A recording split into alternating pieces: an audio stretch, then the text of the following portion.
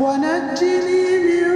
فرعون وعمله ونجني من القوم الظالمين